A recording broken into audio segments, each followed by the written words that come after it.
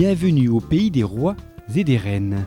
Un pays chargé d'histoire où les châteaux poussaient comme de jolies fleurs il y a plusieurs siècles. Nous sommes dans le Val-de-Loire, un site classé patrimoine mondial de l'humanité. Dominant le fleuve sur la rive gauche, le château de Chaumont-sur-Loire se distingue des autres châteaux par la beauté du site qu'il occupe. Son domaine, composé du château mais aussi de parcs et de jardins, nous ouvre ses portes et nous dévoile l'un des hauts lieux culturels et touristiques de la vallée de la Loire. Aujourd'hui, le domaine accueille 180 000 visiteurs par an.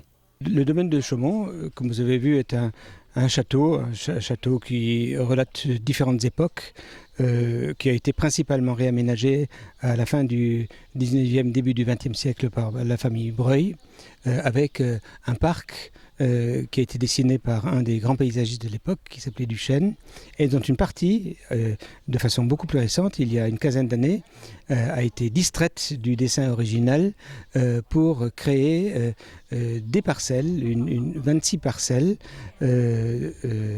destinées à accueillir chaque année 26 jardins éphémères qui font l'objet d'un concours international où les jardiniers, les paysagistes, les concepteurs, les créateurs du monde entier, on peut le dire, viennent sur un thème bien précis créer un jardin qui dure la saison, qui dure de fin avril, du dernier week-end d'avril au 15 octobre.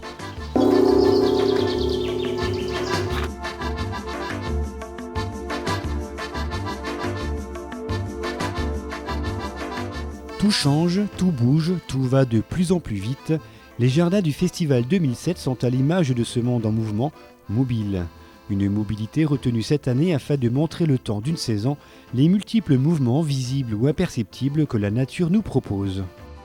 Le thème est souvent un prétexte pour donner un petit peu de nourriture à l'imagination des concepteurs mobiles, parce que nous sommes dans un monde en mouvement où tout bouge. Mais il n'y a pas que les hommes qui bougent, et il y a aussi les plantes qui bougent par elles-mêmes, les plantes qui bougent parce que leurs semences se déplacent, soit par les oiseaux, soit par le vent, soit par l'homme.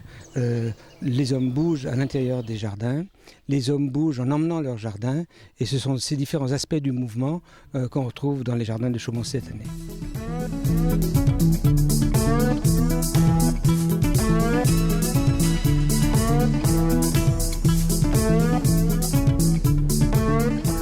Ludiques, originaux, surprenants ou encore poétiques, ici les 26 jardins prennent des allures de jardins expérimentaux. Chaque parcelle de 240 mètres carrés est le fruit de la créativité d'artistes internationaux. Le voyage au bout de la tomate côtoie par exemple le jardin des arbres bleus. Le visiteur se perd dans les allées colorées de 1000 fleurs et va de surprise en surprise pour finalement développer un plaisir intelligent.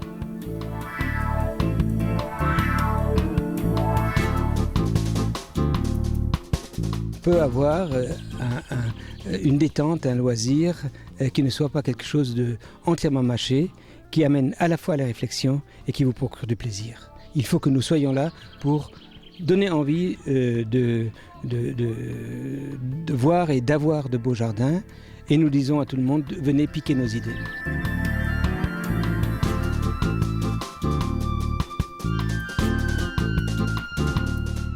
Accessible à tous et transposable dans n'importe quel endroit de France ou de Navarre, ce festival est un panorama de l'état de la créativité paysagère dans le monde.